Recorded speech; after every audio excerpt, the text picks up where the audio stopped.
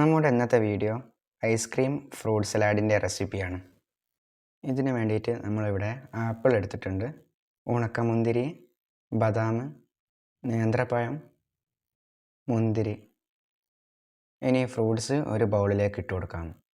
2 spoon നേന്ത്രപ്പഴവും 2 spoon apple, 2 spoon മുന്തിരി, 1 spoon ഉണക്കമുന്തിരിയും ഇട്ട് ഒന്ന് മിക്സ് ചെയ്തെടുക്കുക.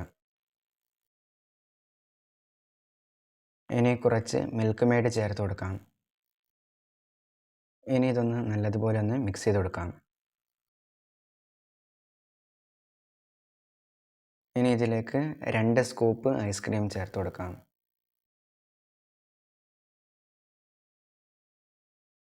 ഇനി ഡെക്കറേഷന് വേണ്ടിയിട്ട് ഇതിൻ്റെ മുകളിലേക്ക് കുറച്ച് ബദാമും കുറച്ച് ഉണക്കമുന്തിരിയും ഫ്രൂട്ട്സും കൂടിയും ചേർത്ത് കൊടുക്കാം.